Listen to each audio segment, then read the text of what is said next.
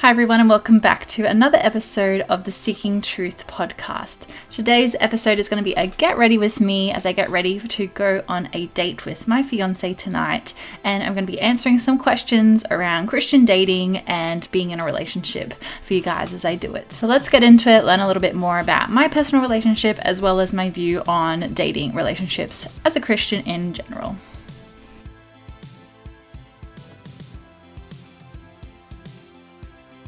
I'm not going to do the typical get ready with me thing where you say what products you use. I think that's going to take away too much from the actual focus of today's theme, which is about relationships. So if you have a specific question, you can put it down below.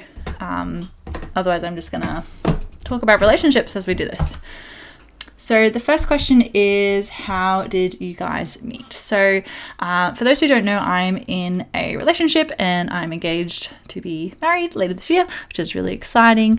Where is my thing that I am looking for? There it is.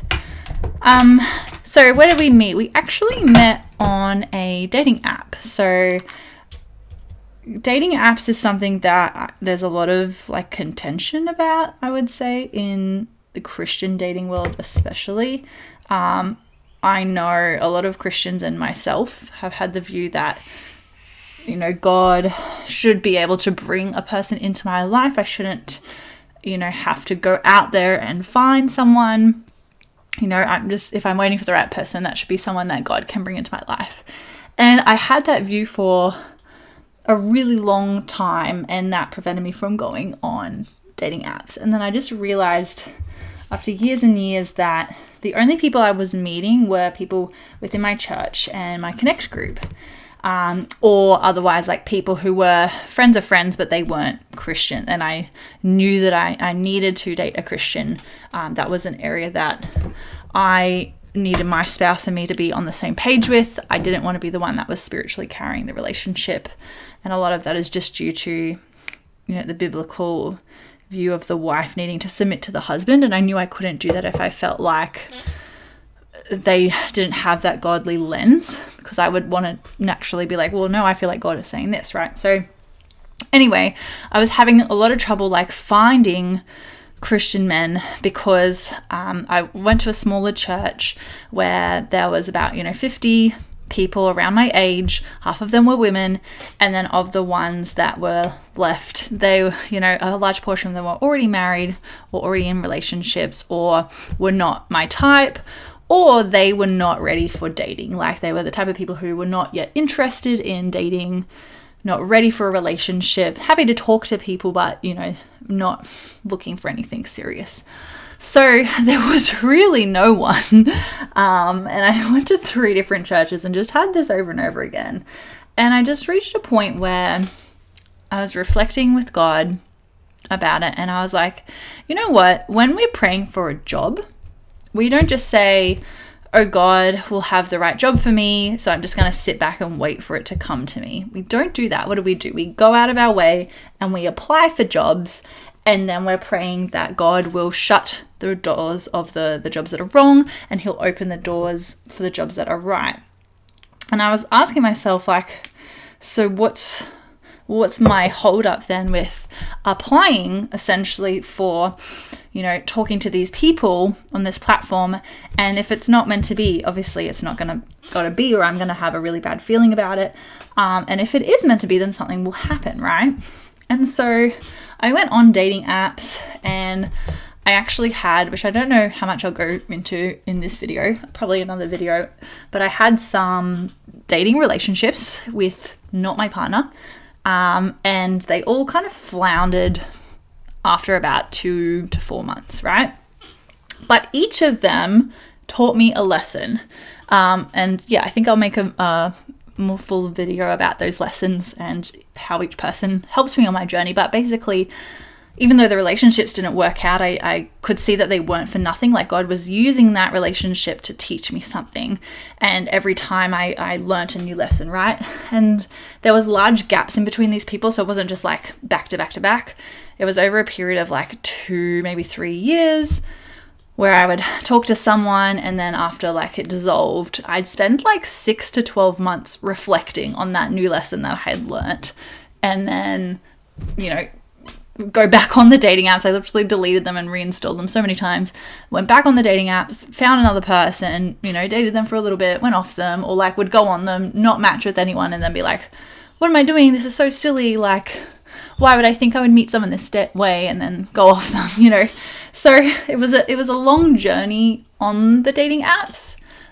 So don't be discouraged if you are on dating apps at the moment and you're like, I'm not meeting anyone, or I'm not meeting anyone quality. Like, it will happen. It's just that it's not the right person yet. And I'll get more into that later about the perfect timing of God. But yeah, so that's been my experience with dating apps. And I think it is becoming more and more normalized that we meet people on dating apps. I know quite a lot of people now that are getting married to someone that they've met on a dating app. So I think the stigma is really only remaining now with Christians, or religious people, I would say, who believe that God will bring, you know, their partner to them.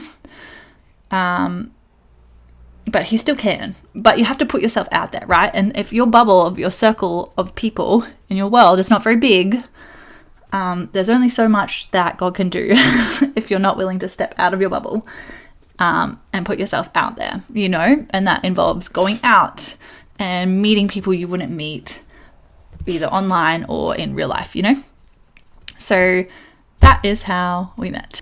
How long have you been together? So we started talking in February 2022, and it is now February 2023 when I'm filming this. So by this stage last year, we weren't officially together. We started talking at the end of February, so we weren't even like talking yet. So we've been together under 12 months now, which for a lot of people, you know, that's incredibly fast, especially if you aren't from a faith background.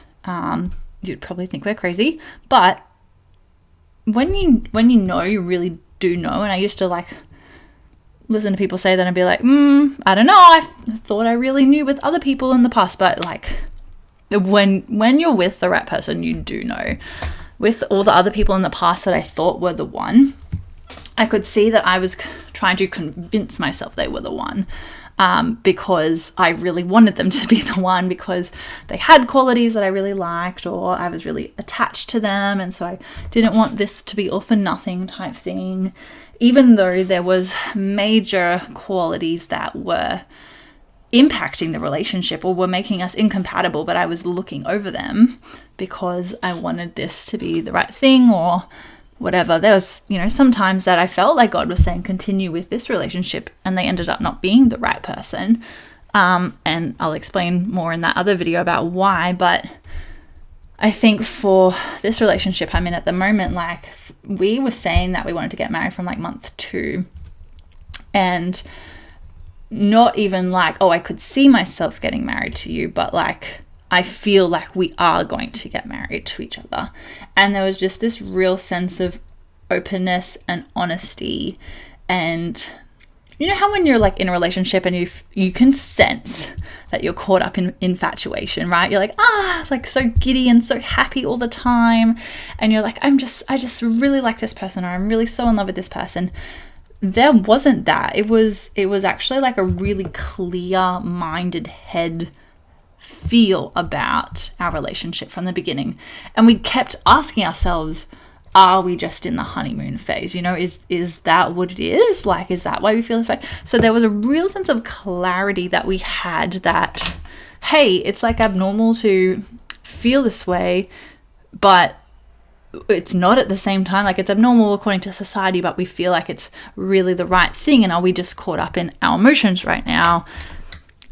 But we didn't think we were, because we had such clear minds about it. And, you know, he didn't propose right away. He waited until we were together for 9 months and then proposed, even though from month 2 we were saying that we were getting married. And this is kind of turning into like, how do you know if they're the one? But our families both could see as well that we were very compatible and should be together. Like our families who aren't, like my family is not Christians.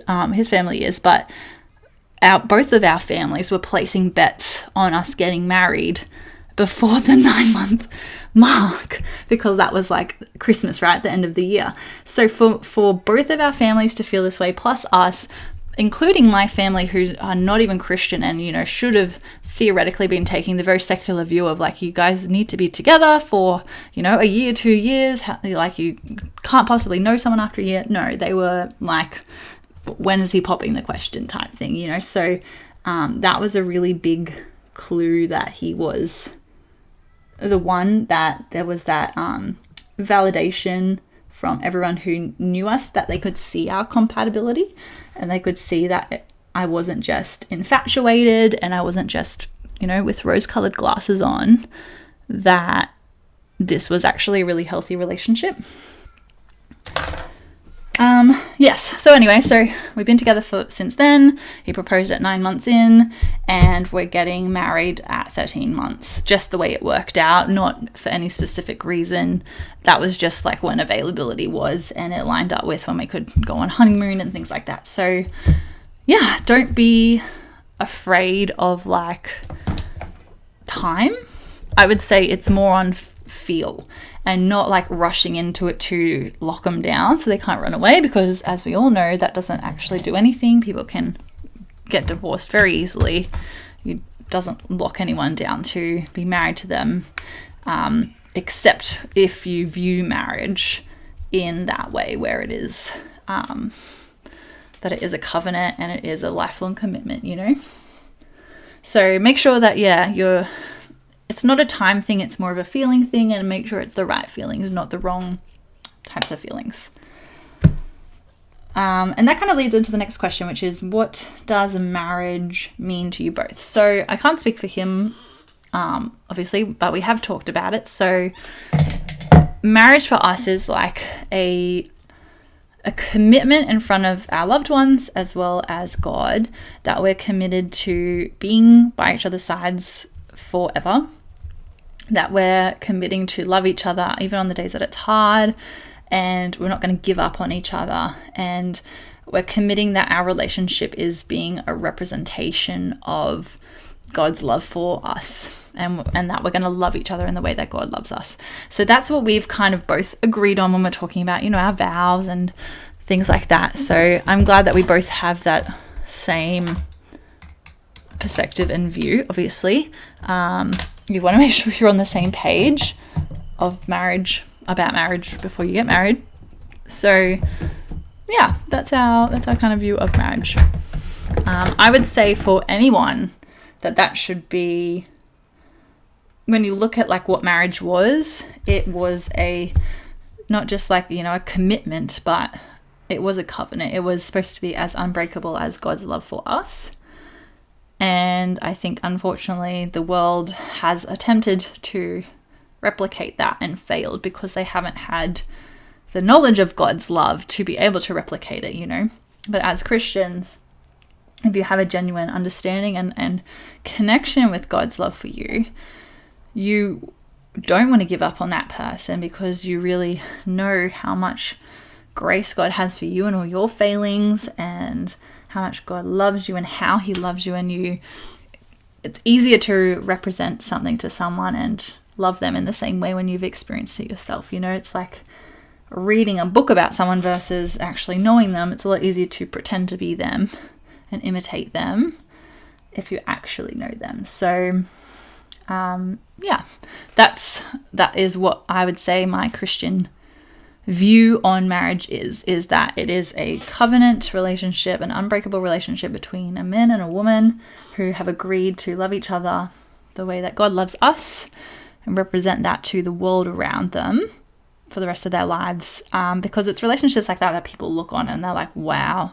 how do you guys make this work despite all these difficulties that you guys go through? And it is supposed to be a testimony of God's grace and his love towards us, because he does love us and he wants the best for us, and he is with us even in the hard times, and even when we make mistakes, he is still always there for us. And that's what a marriage should be.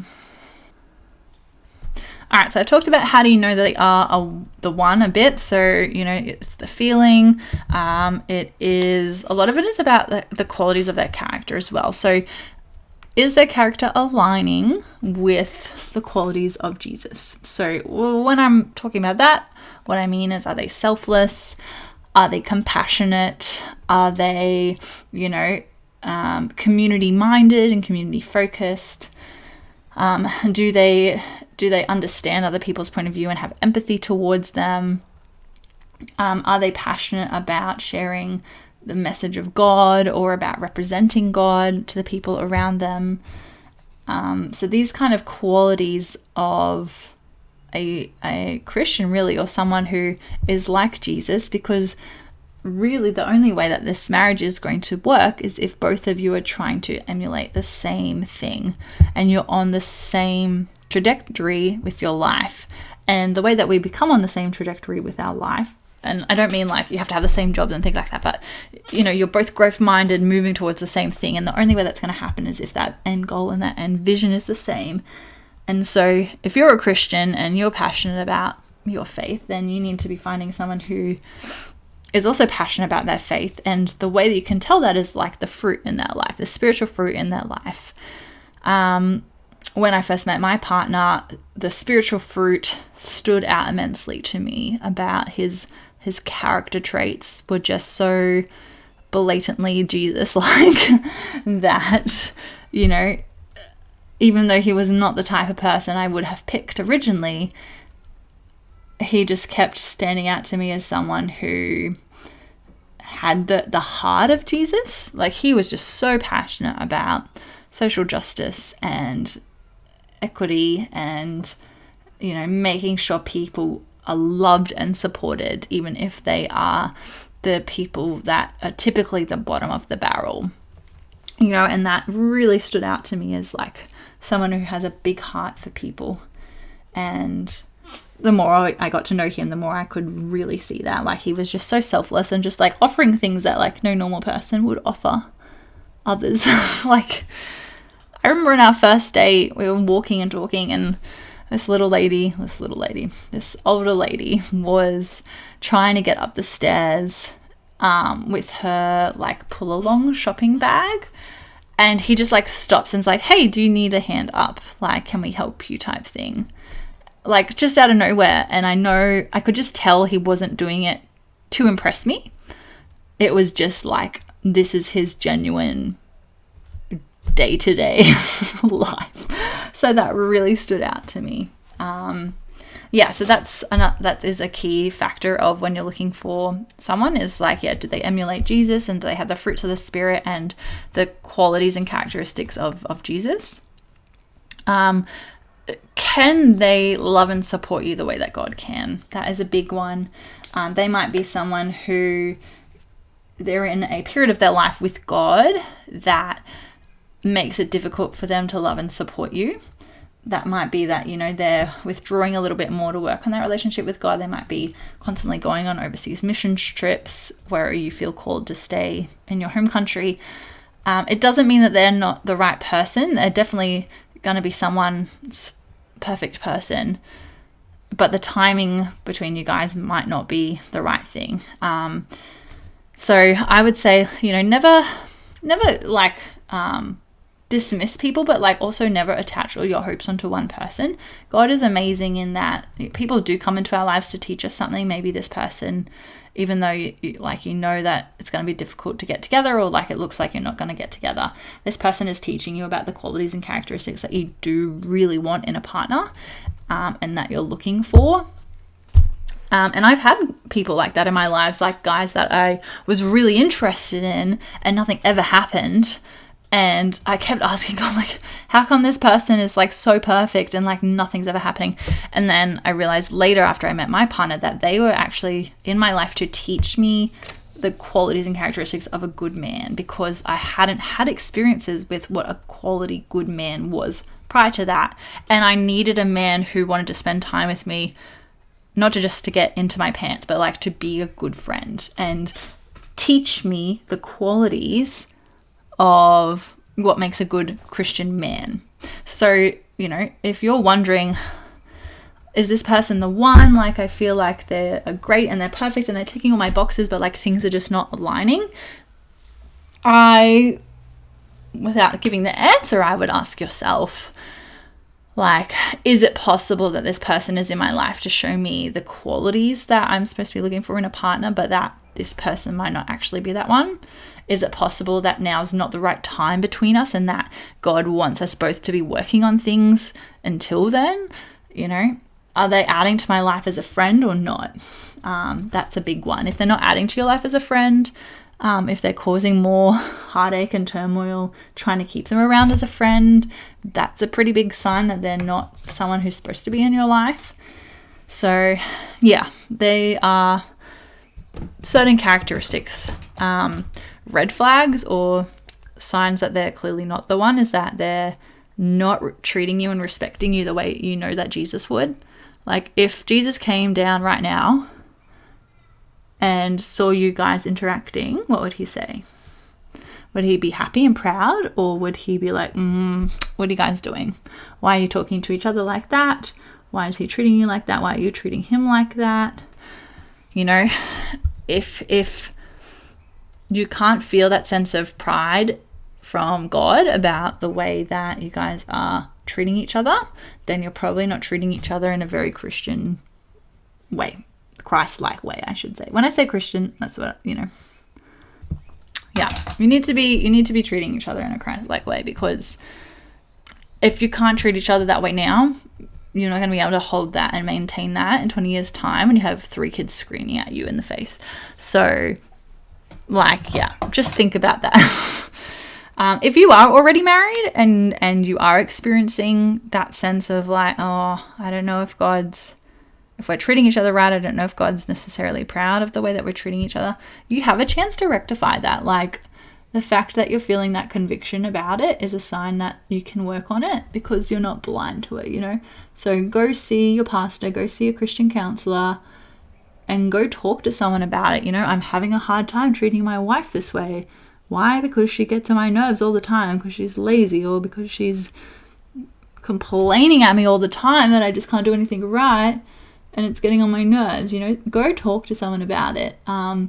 If we bottle these things inside, that's when unfaithfulness happens. That's when big arguments happen, and real damage to your relationship is going to happen. That's not going to be repairable. So yeah, I would really talk to someone about that before it gets worse, you know?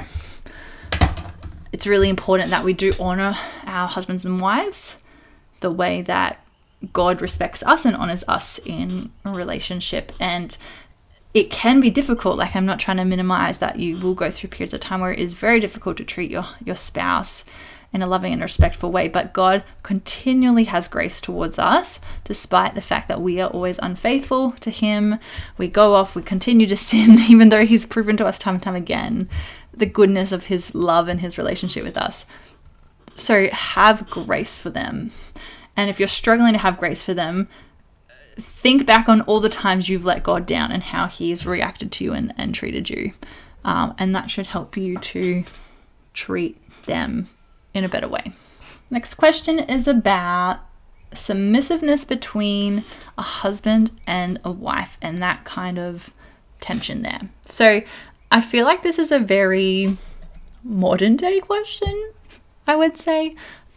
You know, if we think back to 100 years ago, this would not have even been a question. It is with the rise of a feminist society, of a equality-seeking society, that we've started to question the scriptures surrounding a wife's submissiveness to her husband.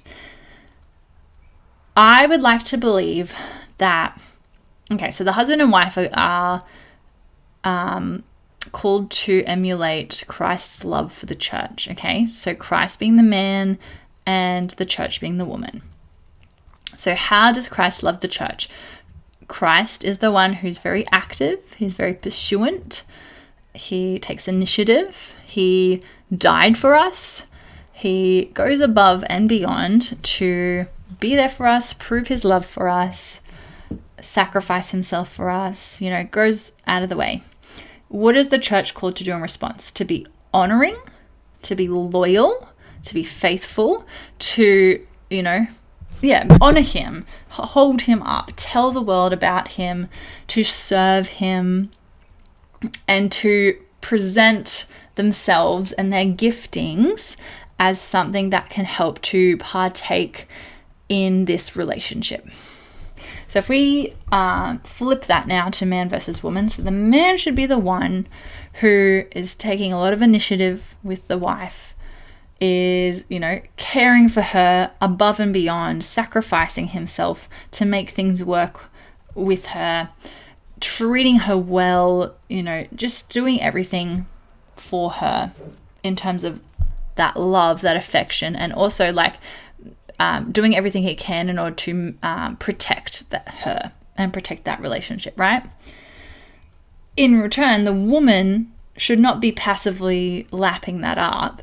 The woman should be, honoring him, being loyal to him, being faithful to him, and presenting her natural giftings and whatever she has to offer to him to serve him in return to maintain the relationship. So you can hear that both of us, men and women, have a role in maintaining the relationship. So when a wife is submissive to a husband, it's not that she is doing everything for him and that she just has to accept everything blindly. It's that the husband so loves the wife that the wife's natural reaction is to go, I trust you and I'm obedient to you. When decisions have to be made within the church, we, spend some time prayerfully praying about those decisions and letting God and Jesus guide us. So when decisions have to be made as a husband and wife role, both of them should be prayerfully coming to God to decide, what should or shouldn't be done. And I believe part of that, the default should lean towards the man, only because it's showing submissiveness. Although if the husband is truly like Jesus, he will also respect and honor the wife if she is saying, I really feel like this is what we should be doing, So she's not to be snarky about it. She's not to be forceful about it, demanding about it. We are supposed to, present our requests as we would to Jesus.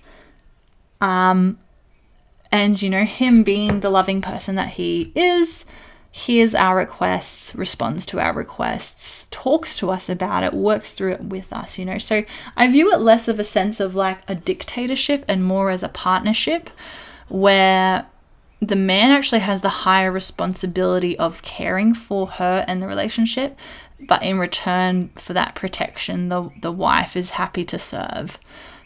That's how I view that balance between man and woman in a relationship. All right, so that is the end of this Get Ready With Me and answering questions about my relationship and Christian dating. I hope this was really helpful and interesting for you guys. If you have any further questions that you want answered, maybe put them in the comment section or shoot me a DM and I will definitely try and answer them on a future podcast or in the comment section on YouTube if you're on there. Keep an eye out for another Valentine's Day podcast that I'm going to put up in the next few days. So if you love the topic of relationships and Christian dating, I'm trying to do a focus month on that, linking with Valentine's Day. So definitely keep an eye out for that one. And I'll probably do one at a later time about, my different relationships and the lessons that they've taught me along the journey. So yeah, lots of fun and, new content coming up. And as always, I hope you have a blessed week and I'll talk to you in the next video. Bye.